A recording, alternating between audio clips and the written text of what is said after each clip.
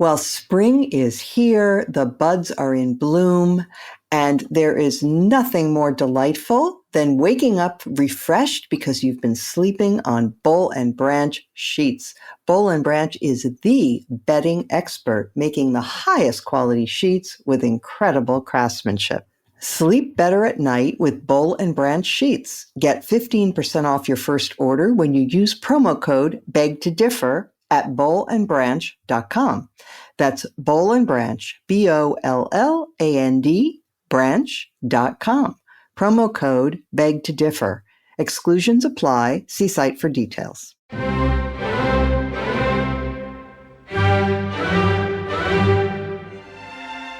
Welcome to Beg to Differ, the Bulwark's weekly roundtable discussion featuring civil conversation across the political spectrum. We range from center-left to center-right. I'm Mona Charen, syndicated columnist and policy editor at the Bulwark, and I'm joined by our regulars, Bill Galston of the Brookings Institution and the Wall Street Journal, Damon Linker, who writes the Substack newsletter Notes from the Middle Ground, and Linda Chavez of the Niskanen Center. Our special guest this week is Executive Vice President of Third Way, Matt Bennett. And we are delighted to be back. We picked a heck of a week to be off. Trump was indicted, huge explosion of news, but we will do our best to catch up. But first off, I want very much to address something that is out there. It's been a little bit below the radar, but Matt has been following it very closely, namely, there is an effort by a group that calling itself No Labels that is launching or attempting to grease the skids for a third-party candidate. They have a $70 million war chest. They've already achieved ballot access in a number of states, Arizona, Colorado, Alaska, and Oregon. It has signature gathering efforts underway in other states. And the idea is to present a third option beyond Democrat and Republican, a moderate political choice for those who dislike both Trump and Biden. So, Matt, fill us in on this. Who's behind it, and why are you so exercised about it? Well, first of all, thanks for having me, Mona. Bill Galston can talk a little bit more about who No Labels is. Actually, Bill's been very involved with them until recently because I think, like me, he's quite concerned about this presidential bid. But No Labels started and has done quite a bit of good work in the center, trying to bring Republicans and Democrats together, especially in Congress. However, in the last year or so, they have been aggressively fundraising and then doing work on the ground, as you noted, to gain ballot access to run candidates for president and vice president in 2024. In fact, exactly a year from now, they are planning a convention in Dallas to nominate their ticket to run as third-party candidates. And the reason that we're so worried about this is not because we think that their ticket, no matter who's on it, could actually win the election. They absolutely, positively cannot win the election. No third-party candidate has won a single electoral vote in 50 years, and no third-party candidate, including one who is chiseled into Mount Rushmore, has ever come close to winning an election. You're referring to Teddy Roosevelt. Exactly. So our concern is not that they will win. Our concern is that they will serve as a spoiler. And what has us most concerned is that there's all kinds of evidence that they would serve as a spoiler benefiting the Republican ticket, which at the moment looks like it's going to be Trump, and hurt the Democratic ticket, which is almost certain to be Biden and Harris. So that's why we're so worried about this. Can you explain the role of Mark Penn? I will attempt to do so. So Mark is the husband of Nancy Jacobson, who is the founder and CEO of No Labels. Mark is a very well-known commodity in politics. He was a pollster originally, and back in the 1990s was the pollster to President Clinton and served as a close advisor to Clinton through various campaigns and other things. Mark drifted away from the Democrats for various reasons, and he now runs a large public company called Stagwell, and they own a polling firm and other political consulting firms that are doing work for No Labels. So I don't know the extent of Mark's activity directly with No Labels. He is not a member of their team, but obviously he's married to the CEO, and his firm does a lot of work for them. Bill Galston, you, as Matt mentioned, were involved in founding No Labels, but you have since distanced yourself from them. So let me just read you a quote from Joe Manchin, who people have been talking about as a possible no labels candidate in 2024, and then have you respond. Quote, if enough Americans believe there is an option, and the option is a threat to the extreme left and extreme right, it will be the greatest contribution to democracy, I believe. I don't rule myself in and I don't rule myself out. Well, what's wrong with that, Bill? Well, in principle, nothing. In practice, everything. It is because I agree with the fundamental analysis suggesting that an independent bipartisan candidacy would hurt the Democratic nominee more than the Republican nominee. It is because of that I protested against the decision to proceed down this road internally, until it became clear to me that my internal advocacy would not succeed, at which point I thought that I had no choice but to publicly distance myself from the organization. The No Labels effort, I think, responds to a genuine problem, and that is that the polarization of the two political parties that has occurred over the past two generations has left a lot of people in the middle feeling quite dissatisfied. But as Matt points out, not symmetrically dissatisfied. And there's a very simple reason for that. If you look at standard analyses of the ideological composition of the two political parties, 75% of Republicans call themselves either conservative or very conservative, but only 50% of Democrats call themselves liberal or very liberal. The space for moderates is substantially greater inside the Democratic Party than it is inside the Republican Party, which is why you have people like Larry Hogan declining even to put themselves forward for the Republican nominee. These are the sorts of people who were the heart and soul of the party a couple of generations ago, and now there's barely enough oxygen in the room for them to breathe, let alone thrive. We have, for 150 years, had essentially the same two-party system.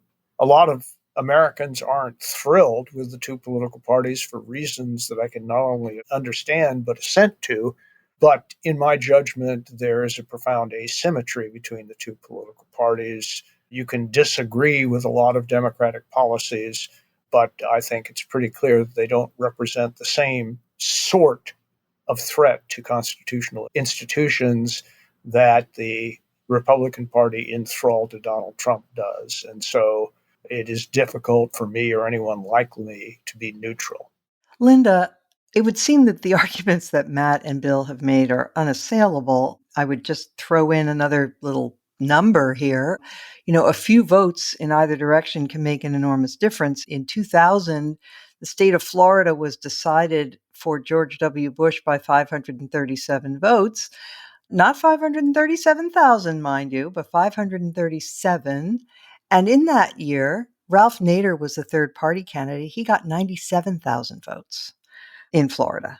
So, a third party can be a real spoiler. And I'm just wondering, what can these people be thinking when they must know that this pipe dream about actually electing a moderate is just that, and yet the chances are it's going to improve the chances of Trump returning to the Oval Office?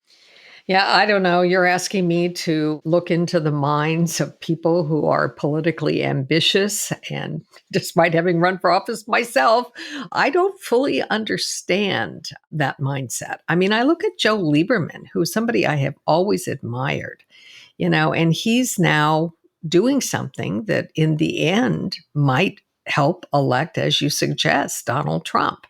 Maybe Donald Trump will, have been convicted and be having to serve from jail. I don't know. It's just, the whole thing is so utterly ridiculous.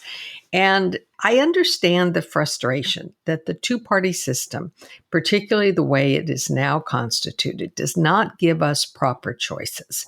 We get candidates who skew to their base in both parties, and end up with the great middle of America, where I think most of the people on this panel find themselves, without candidates who represent our views and who will promote the kind of policies that we approve.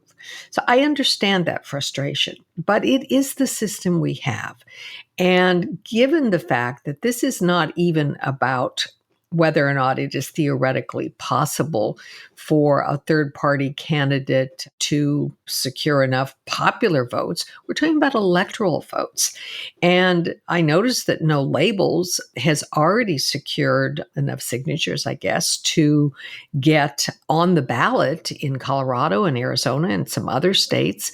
Those are states where a third party candidate could make a meaningful difference. And certainly when you look at the other battleground states, this movement to put people on the ballot is going to draw votes away. Will it draw some votes away from Donald Trump? Maybe a few, presuming he's the nominee. But the main group of people that it's going to draw ballots from are going to be the Democrats. I've stated before, my preference is to have a Republican nominee that I can support. Right now, I don't see that happening. Damon, one more little factoid, which is the way we elect our presidents with the Electoral College. If there's a tie in the Electoral College, it gets thrown to the House of Representatives, where Republicans have a distinct advantage because the voting is by state delegation, not by members of the body. So there's that too. But same question for you as I posed to Linda, with one more addendum, and that's this. Isn't it better for people who are feeling this frustration with our system, and I feel it myself, that we get these extreme, well, I don't think Biden's extreme, but the primary system tends to yield up much more extreme candidates than need be, that we reform the primary system rather than trying to do something like this that could be so destructive? Yeah, absolutely. And I'm happy to be affiliated with a podcast like this one that's done some work along those lines by having on guests who talk about, for instance, ranked choice voting, final five voting. Nonpartisan primaries. Yeah, nonpartisan primaries. There are various institutional tweaks and more dramatic changes to our electoral system that could be instituted that would structurally disincentivize extremism and disadvantage extremist candidates relative to more moderate ones. Whereas our current system, at least where in most states you have single party primaries, tends to have the opposite effect. It incentivizes the extremists because the people who show up to vote in relatively low turnout primaries tend to be the most engaged and among the more polarized of the voters. I have some apprehensions that I've expressed here and elsewhere in the past about ranked choice voting, and would prefer something like we have two-stage elections like we've seen in Georgia with some of these special elections over the last two cycles. But that's a very different kind of debate and with lower stakes than what we're talking about here. I mean, if you look back in American history, there just is no reason to think that something like this can work as anything other than a spoiler. If you want to have a third party and to go that route toward political reform, there are really two ways that it could possibly go and have some kind of a positive effect. And that one would be to have a regionally based party and then can play into the Electoral College and actually create blocks of states that stick together. We're in no position right now for something like that to happen because most of our political fissures are not about states or macro regions. They're about mostly urban-rural divides that are in every single state in the country. The other way to do it is to go slow and try to build up from the ground. If you really believe we need a third party, you should be using your resources to go into local areas and running candidates for House seats or even state legislature. But that's, of course, something that requires patience and time. I mean, it's not the kind of thing you do between 2020 and 2024. And you also don't get to raise $70 million by doing it that way. You have to start small and going door to door and not just trying to get a signature in order to get on a statewide ballot, but actually running actual candidates under a new party name and over many electoral cycles in a row trying to build that into a broader movement. And again, that takes real commitment and a real kind of modesty about what you're going to achieve in the short term. And I'm afraid that our political culture does not reward that kind of long game these days. Yeah. Okay, Matt, last question for you. Do you have a sense? I mean, there's been, not just on this podcast, there has been some pushback against this no labels effort. Do you have any sense of whether they might be sensitive to criticism or rethinking, or can this train be derailed? I think it can. I think Bill's departure from no labels was important. The Washington Post reported it when it happened. Bill was one of their central pillars, certainly coming from the Democratic side. So that kind of thing really matters. The other thing is they've become very sensitive to the charge that we and others have been leveling, that all they're doing is providing a spoiler and not a real choice. They've written several op-eds basically saying, no, we're not spoilers, but obviously they are. And I want to just make one other point. As Linda noted, the overwhelming likelihood is if they are to act as a spoiler here, it would be to help Trump or the Republican candidate. And the reason we know that is if you look at Trump's performance in Michigan, Wisconsin, Pennsylvania, the three blue wall states that were decisive in 2016 and then again in 2020. He won all three in 2016. He lost all three in 2020. However, his share of the vote in all three states went up from 2016 to 2020. How is that possible? To go up in share and lose? It's because in 2016, there were third-party candidates on the ballot, Jill Stein, Gary Johnson, and in 2020, there were not. So the people that selected those third-party candidates went perhaps reluctantly with Biden in 2020, but they didn't have a choice. If you give them the option to opt out, the people that don't like either Biden or Trump are going to do so. And that's why we're very certain it would hurt Biden much more than Trump.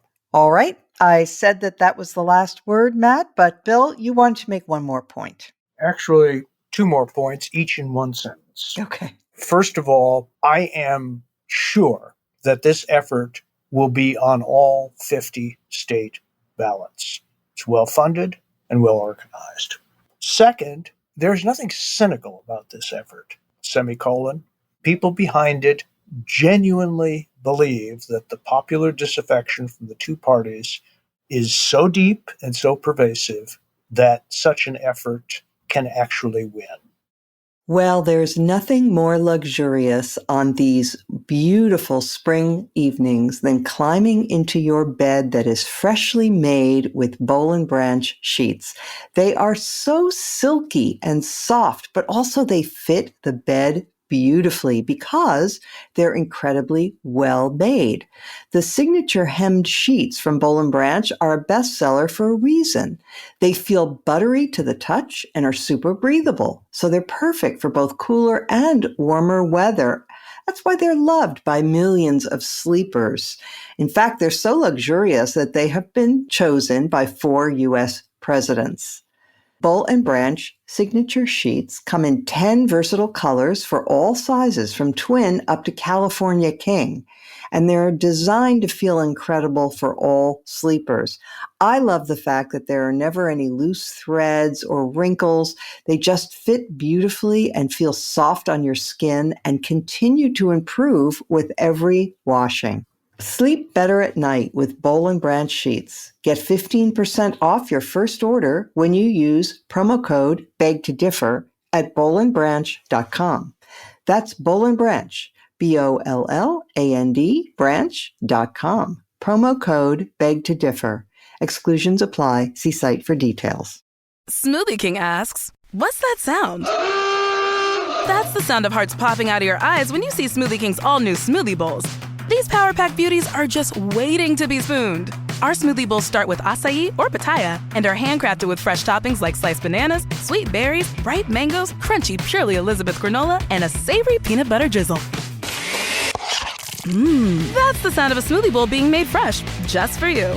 The new Smoothie Bowls menu, only at Smoothie King. All right, this was also the week following Trump's indictment in which he did his triumphant return to Fox News. And so we had the intersection of stupid and appalling that seems to be the way we live now.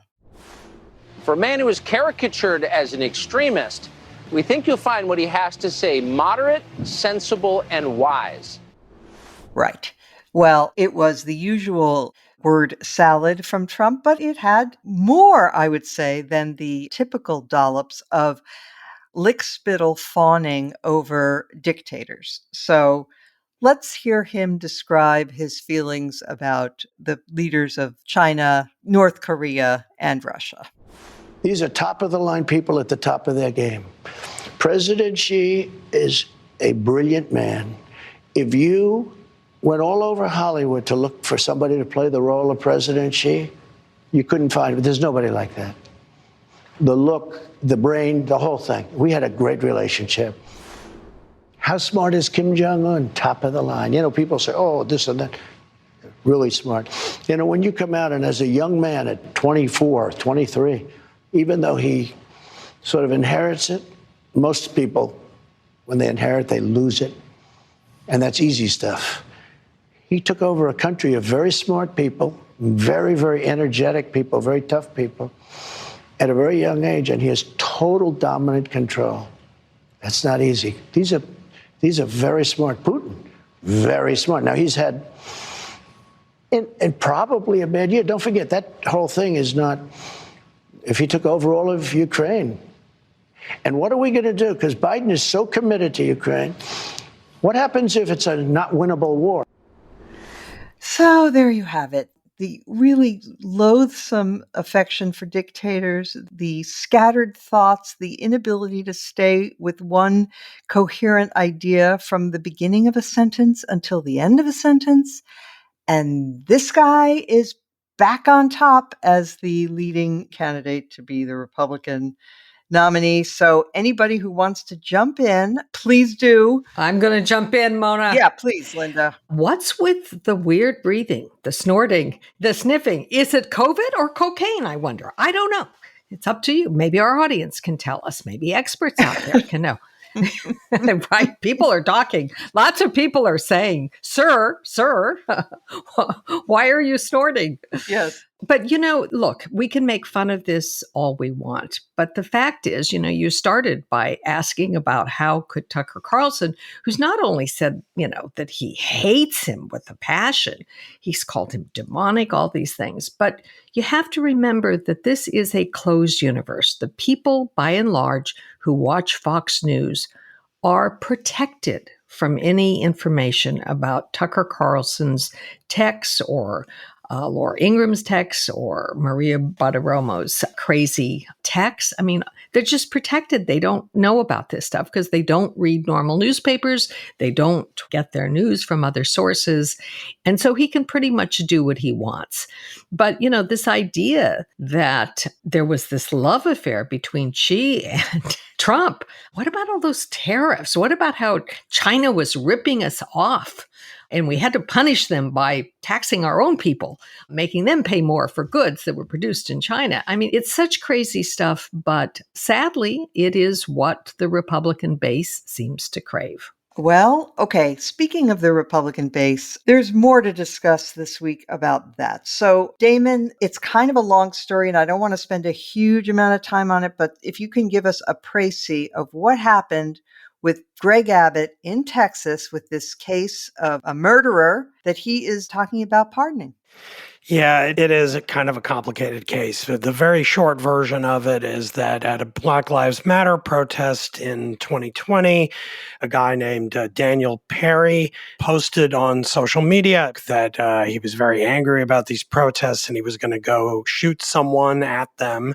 And then it just so happened when he was working for Uber that same day, he drove to the protests and drove into the protests, which then led one of the protesters, who, this being Texas, was carrying AK-47 style rifle, walked over to ask Perry to please back up and stop driving forward into the crowd, which Perry took as an occasion to fire his own weapon at this gentleman and ended up killing him. There was a trial, and Perry was found guilty by a jury of his peers last Friday. And the very next day, Governor Greg Abbott announced that as soon as the pardon board in Texas, all of whose members are picked, by the way, by the governor, as soon as they sent a pardon request to his desk, Abbott would sign it and basically release this individual before he even begins serving his term potentially, which is a kind of complete invalidation of the jury system and effectively saying that even though Republicans are going around the country berating progressive district attorneys for being too lenient on criminals, here's a case where the governor of Texas wants them to be more lenient. They were insufficiently willing to let this guy get away with murder. It's a very, very bad sign. It points, I think, and as I said in a Substack post that I wrote this week, that it is an expression of the Republicans' increasing desire to live in a country where there are two standards of justice. There's not the rule of law for everyone. There is, in effect, the rule of law for people like them, and then the rule of law for anyone who doesn't like them. And Republicans treated with kid gloves by prosecutors and juries, and those who protest against Republicans or Republican policies should be treated with maximal scrutiny and thrown in jail and prosecuted with the key thrown away. There's no attempt even to come up with an explanation for how this could be an expression of the rule of law. Instead, there's a kind of presumption that, well, of course, this guy was in the right. He had every right to stand his ground and shoot this protester who came over with a gun. No one ever thinks or talks through the fact that, well, if that's true, couldn't the person who's in the protest and sees a car drive in, couldn't he shoot first and ask questions later as well? This has nothing to do with principle. What it is the elevation of bad faith and double standards into a kind of higher principle of all public law, which is, of course, no public law at all. It's a kind of return to the justice of the Wild West. And it's atrocious. But that's the story, and it's a depressing one. No, atrocious is a good word for it, Damon. And also atrocious is the fact that both Abbott and the Fox people and others on the right are lying about what happened. They're saying that the person who was murdered, the victim here, Garrett Foster, pointed his weapon at Daniel Perry, which none of the witness testimony in the case support. He apparently did not aim his weapon. And so, but of course, it also raises the question, gee, all this open carry stuff can lead to problems in confrontations such as this. People can get trigger happy if everybody's carrying a gun and feel endangered. And speaking of that, I'm going to turn to you, Matt. In the wake of piling up more and more mass shootings in this country, so many that they seem to come one on the heels of another. We haven't finished getting the details of one before, breaking news, there's another. In this environment, legislatures all over the country are passing laws, Republican legislatures, to loosen gun restrictions, permitless concealed carry in Florida. Iowa did that, Tennessee. It's kind of breathtaking. What's your view? It truly is. I mean, I've been working in gun safety for more than 20 years, and I'm never ceased to be astounded by how callous and completely divorced from reality Republicans can be on this issue. I will say, though, that we might, and I would emphasize might, be at a tipping point moment on guns. We haven't had a really significant federal gun law enacted since 1994 when Clinton signed the assault weapons ban, which sunsetted 10 years later. Before that, the Brady Act passed in 1993. We did have a pretty good bill that passed last year that Biden signed, but it was modest. We haven't had a really significant one in a long time. That's entirely 100% because Republicans have stood in the way. And as you say, in the states, they've been going the opposite direction and loosening gun laws. We might be at a tipping point because it is possible that the politics of guns have shifted in ways that those Republicans are late to understand. And this has been known to happen. About 10 years ago, around same-sex marriage, the politics shifted extremely quickly. There were 4 states that passed same-sex marriage ballot initiatives, and all of a sudden the dominoes fell very fast. Senators and others started expressing support, and then the Supreme Court ruled. Similar thing is happening with abortion. It is possible that guns are moving that direction. In the last week, days apart, we had mass shootings that took the lives of close friends of the governors of two states, the governors. The governor of Tennessee's wife was supposed to have dinner with one of the victims of the shooting in the Nashville school that night.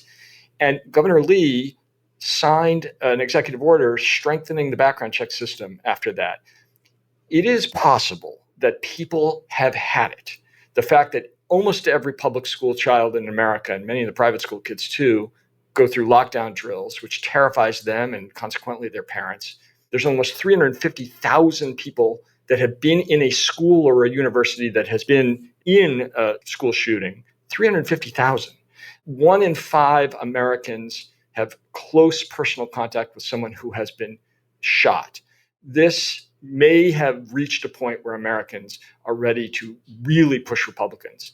And people have always been very supportive of tougher gun laws. They poll in the high 80s or low 90s, but they've been pretty apathetic about it, the people who really care the most on the other side. But that may change, and people may go from kind of supportive and apathetic to supportive and apoplectic about this and push Republicans to change.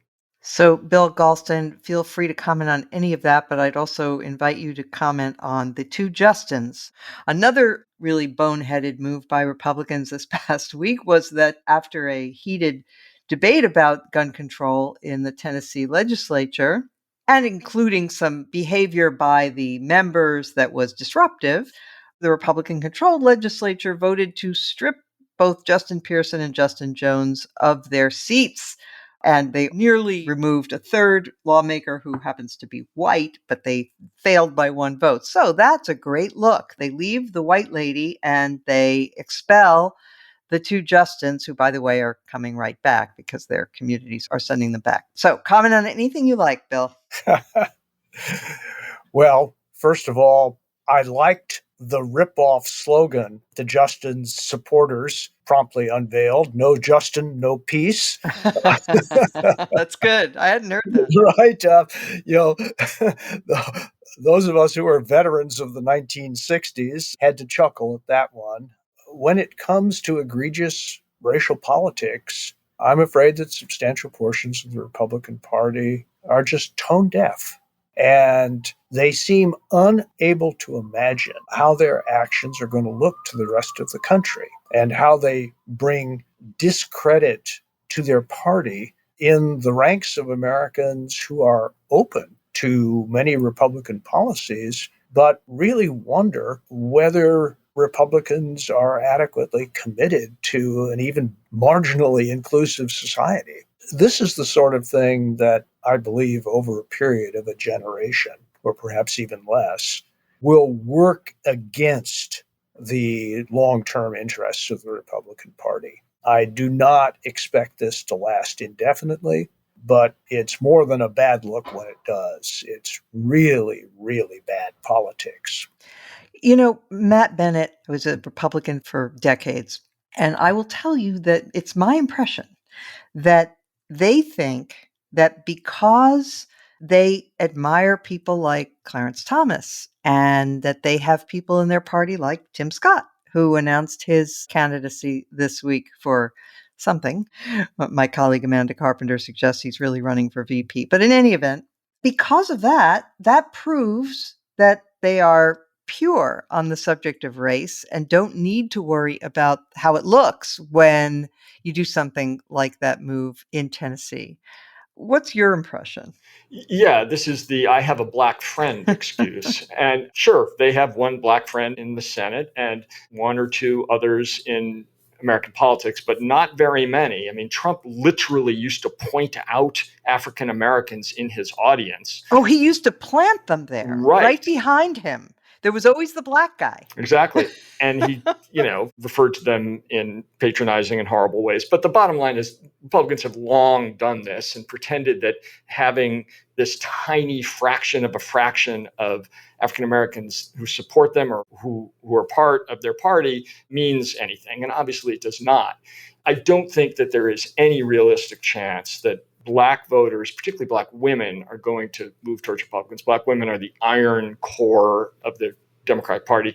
There is, though, some risk that at least a small but meaningful percentage of Black men will peel away. Some did, actually, in 2020, and that is a huge concern. The bigger issue for Democrats is, while many of us have been thinking quite a bit about non-college voters, which is 70% of the electorate, the image that always pops to mind when you say non-college voters is like a white guy in a hard hat. But actually, one of our huge problems are voters of color without college degrees, especially Latinos, but also Asians and some Black men and a few other groups. So we have got to not either take for granted the support of any demographic, but also make sure that Democrats are reaching out and talking to people in those demographic groups in ways that are distinct and caring, and that we don't replicate the mistakes the Republicans are making by taking anybody for granted or treating them like tokens.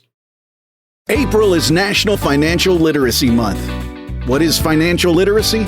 It's applying different skills effectively, including managing your finances, budgeting, and saving. It just so happens the Cumulus Podcast Network has 3 great podcasts to help raise your financial IQ. Stacking Benjamins with Joe Saul-Sehy, Bankrate's 2023 Best Personal Finance Podcast. What's one of life's biggest expenses that we can maybe talk about reducing? Housing. Is housing on the list? Buying a house is the number 2 expense of all these expenses. What's a way that we can reduce our housing expense? Move from Seattle to Florida. Wow, spoken like somebody with a little knowledge of that situation. Afford anything with financial journalist Paula Pant. You have many financial goals. You want to buy or pay off your house. You need to replace your car. You want to pay for a wedding, send your kids to college, travel the world, and one day retire. But how? And Webby Award-winning Brown Ambition with Tiffany the Budgetnista Aliche and personal finance expert Mandy Woodruff. When I was crafting my resume in my career, I wasn't thinking about the job I had. I was always thinking, like, what's going to impress the person who has my next opportunity and make them want to have a conversation with me. And yeah, I think people are not thinking that far ahead. That's why we be leaning into you, career coach. So, as you look to improve your financial literacy, follow Stacking Benjamins, Afford Anything, and Brown Ambition, wherever you listen. Okay, let's turn now to the other huge story of the last few days, namely abortion continues to roil American politics. We saw a really dramatic electoral result in Wisconsin with the liberal Democratic candidate winning in a state that usually goes by very narrow margins. She won her race for the Supreme Court by 11 points, which is a huge landslide. And her big selling point was abortion. So I'm going to start with you, Damon. The district courts this week have issued competing injunctions about mifepristone, the abortion pill, and the thought is this is going to the Supreme Court. Your thoughts about abortion as a political matter? Well, it really is an example of what happens when the dog catches the car, the perennial political metaphor. From Reagan's election, the party has been united in holding the line that Roe v. Wade was a bad decision, bad law, and should be overturned, with the question returning to the states. And that was a very convenient position to hold, even aside from, questions of principle. We'll give Republicans the benefit of the doubt that they truly did believe that it was a bad decision and contrary to the Constitution. But it allowed the party to be able to sound very pro-life while deferring the question of what they actually would do at the state level or with a federal law once it was no longer a constitutional issue. Well, the Supreme Court has helped to clarify that with the Dobbs decision. And now what you see is that just as Democrats struggle with a very active left-wing activist base and trying not to let those activists come to the forefront in public messaging for the party, similarly, Republicans have a pro-life activist problem. There are a lot of people among the most active members of the Republican Party are pro-life activists, and they want this banned. They believe it is murder. many of them at any stage of gestation. And that even can include morning after pills, pills like were being dealt with in these dueling rulings this week. And the thing is that as a political issue, that absolute pro-life position is really only affirmed by something around 10% of the American public. And so you now have this situation where there are elected Republicans around the country who realize this is radioactive to be associated with such an extreme position. And yet, if they don't come out, at least with rhetorical support for this extreme position, the activists on their own side will throw a temper tantrum. And I frankly don't see an easy way out of this for them. They're now in this kind of upside down political world where if the activists get what they want, the party is going to get penalized at the ballot box. I think that they're trapped with their own activists. And I think that in a lot of close races we're going to see over the coming years, this could really make the difference. Women are activated by this. A lot of men who are not on the far right are activated by it, and for very good reason, because these are real laws that are passing through state houses, and they are injunctions by Republican judges that are going to make it extremely difficult for women to get reproductive health care in a lot of states around the country. So it's a big mess for the right. Bill Galston, The Wall Street Journal, where you write a distinguished column, editorialized about this, saying Republicans had better get their abortion position straight and more in line with where voters are, or they will face another disappointment in 2024. And then you have people like Ann Coulter screaming from the ramparts that Republicans are walking into a buzzsaw with their extremist positions on abortion. So there are some voices out there who are trying to sound the alarm. But what do you think about Damon's point that the Republican Party doesn't seem to have an out here? In my experience, there is more education in the fabled kick of the mule than there is in poll results. And I confidently predict that if this turns into the kind of issue that loses important elections for Republicans, that the party will find a way to adjust. I think the party is now in a period of shock and transition.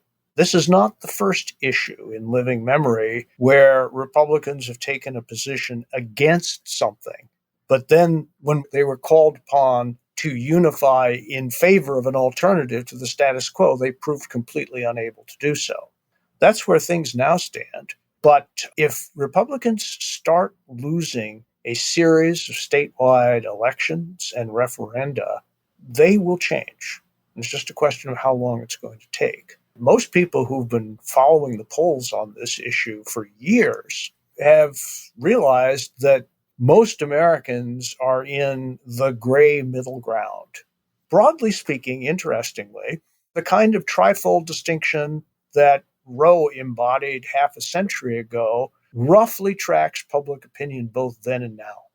Americans are broadly supportive of abortion rights in the first trimester. They are broadly unsupportive of abortion rights in the third trimester, and they disagree in various shades of gray about how to deal with the second trimester.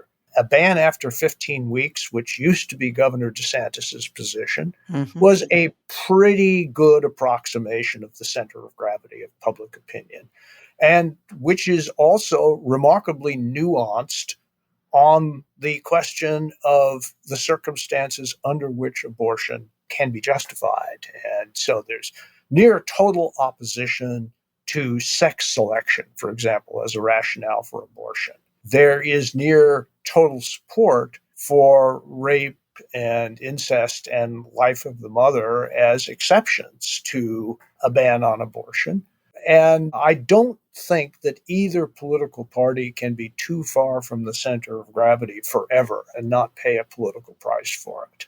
The Roe decision had the effect of insulating both political parties from having to appeal to the electorate on this very important question.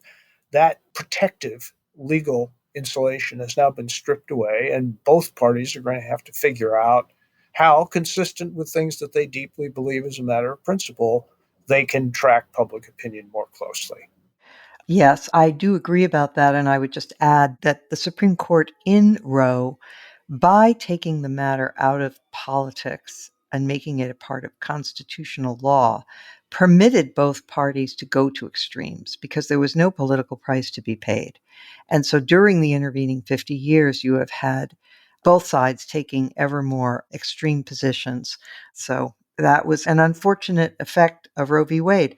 Linda, I don't know if you saw this piece that Tim Alberta wrote in The Atlantic, but he was interviewing evangelical leaders. And he says that there's a lot of disenchantment with Trump because after the Dobbs decision came down and then the midterm results turned out the way they did, Trump put out a truth on his Truth Social. I hate even using that expression, where he said, people are blaming me. It wasn't my fault. It was the Republicans' fault for being too extreme on abortion.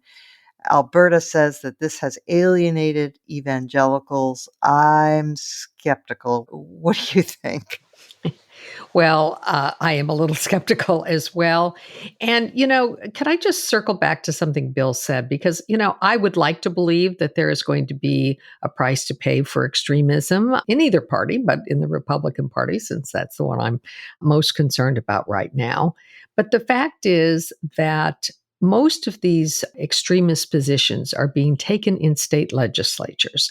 And with gerrymandering and the way in which districts are drawn in such a way that it is extremely difficult to defeat incumbents, and because not all voters are going to make abortion their prime issue, particularly in rural communities or where the voters skew older, I just wonder whether, it's got to be the state legislatures that pay the consequences on this, not just people running it, for Supreme Court or running statewide, because it is the state legislators that are enacting these extreme positions. And unless you begin to knock off the people who are promoting these most extreme positions, yeah, it may happen eventually that the Republican Party pays a price, but a lot of harm can be done in the meantime. So I just wanted to get that point in. Okay. Matt, speaking of parties getting too far away from the center, Alexandria Ocasio-Cortez this week weighed in and said that the Biden administration should just ignore the injunction issued by a federal court. She did, and that's a terrible idea. I will point out that Nancy Mace, a Republican from South Carolina, also said that. So it wasn't only the far left saying that, but yeah, that's nuts. We should not be ignoring federal court orders. That is Trumpian and something we should not emulate in any way. And it's another example of the far left, which has an enormous megaphone, having an impact on the brand of the Democratic Party. In the old days, somebody AOC stature, which is to say, somebody who'd been in Congress less than 5 years, would not be discussed on, a political chat show. Podcast didn't exist, but because they would not have the megaphone. But in this age, a small number of pretty junior Democrats can have a huge impact on the way that people think about Democrats. If you look at Tim Scott's announcement video announcing his run for whatever, to your point, he shows pictures of 4 Democrats, Joe Biden, of course, but then he cuts quickly to AOC, Bernie Sanders, Elizabeth Warren. There may be one other. And, a junior House member would never have made the cut in the old days. But now, because the far left has this megaphone, when they do and say things like that are not wise, it really does have an impact. And that's one of the things we're most worried about. All right. Thank you. Now we come to our final segment, the highlight or lowlight of the week. And we'll start with Damon Linker. Well, everyone here knows from the introductions at the top of the podcast, I'm a Substack writer with 3 newsletters there, actually, at the moment. And I was very happy this week after sort of enduring life at Elon Musk's Twitter, as if we didn't think this was possible, made the platform even worse by bringing back some of the worst characters who had been banned under the old regime and making various other rather obnoxious changes. But Substack has now gotten into the business of trying to launch its own social media brand called Substack Notes. It launched this week. The first people on it are people like myself who have Substack newsletters on the broader platform, but others are invited to join it as well, especially those who subscribe to at least one Substack, and that would include all the subscribers to the Bulwark who are listening to this, since the Bulwark appears on Substack. I don't want to be so unseemly as to directly implore you to come on in. The water's fine, but it is a nice alternative so far. It's very early. We don't know yet how big it can get, but so far the first few days have been encouraging. Things seem a little more civil over there. People tend to be engaged with the ideas that bring them to Substack. That means there are fewer people who seem to be gathering around for the pure purpose of just being obnoxious and getting notoriety for being jerks. Or being a mob. Joining into a mob and ganging up on people for either political or just, for kicks. And again, it is early. That, I suppose, might start happening there. But I have hope. We must have hope about reform and new things and advances in our civic culture.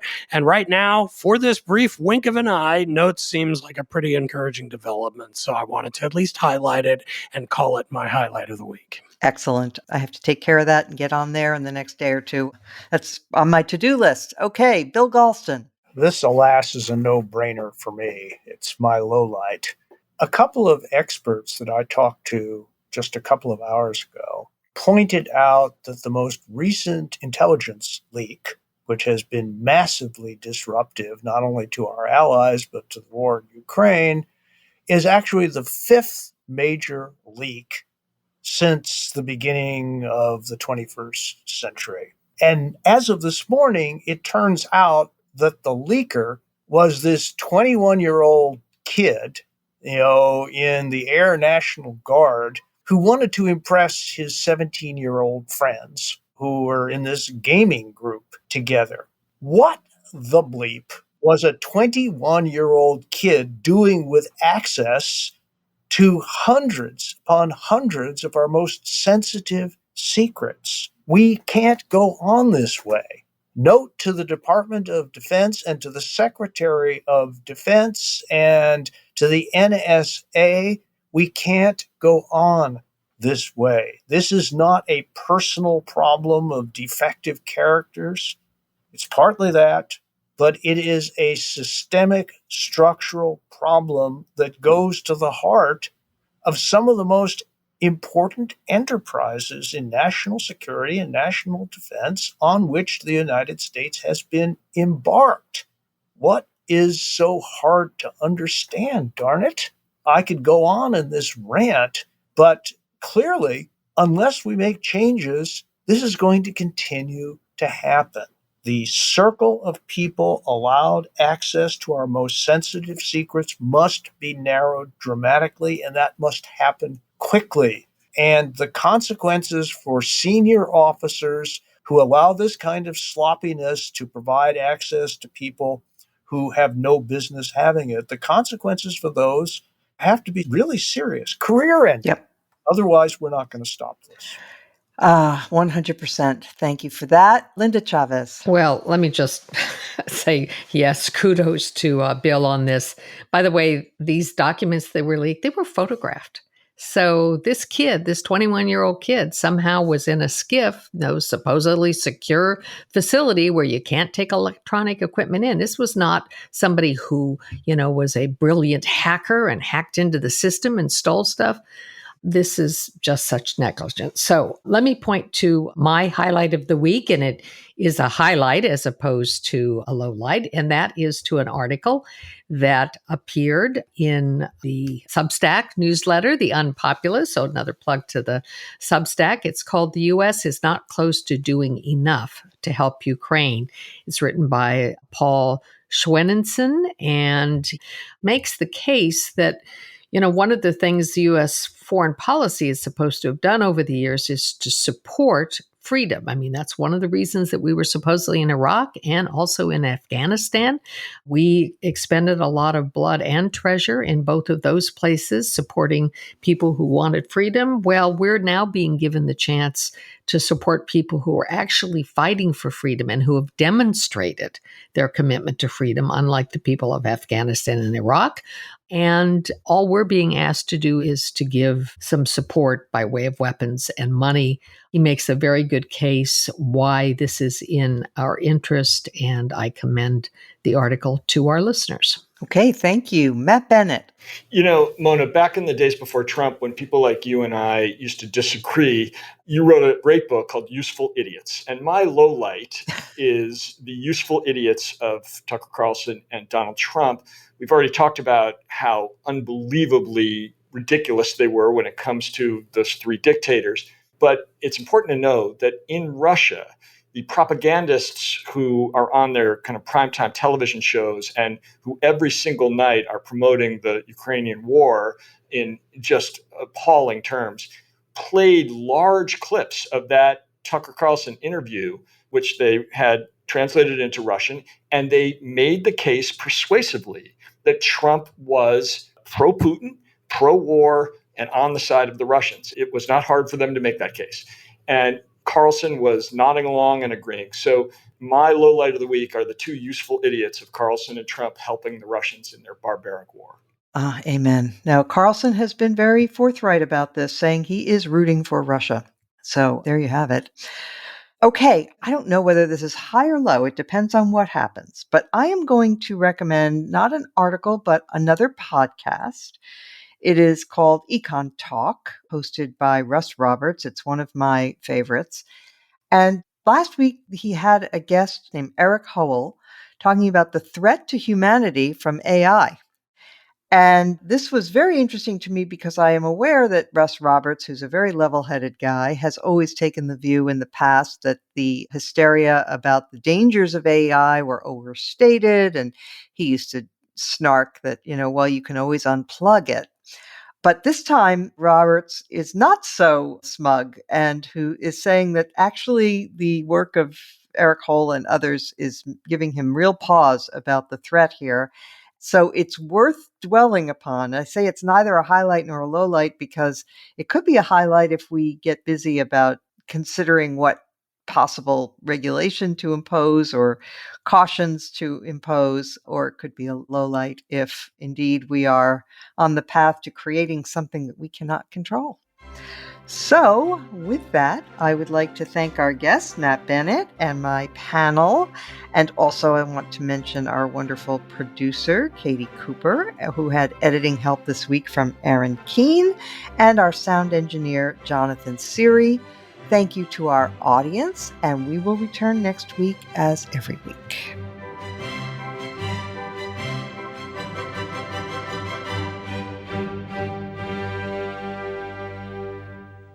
Dissecting politics with exclusive interviews, commentary, and humor. Useful Idiots with Katie Halper and Aaron Mate. Check out this story that comes via wedding planner Georgia Mitchell. I'd say that's a deal breaker if you were to catch your partner being breastfed by their mother. The thing is, she's hearing this secondhand, so right. We really... The responsible journalist in you, Aaron. It's just an allegation. Yeah. None of my sources have confirmed this story. Right. So... terrible if true, and definitely a deal breaker. Useful Idiots, wherever you listen.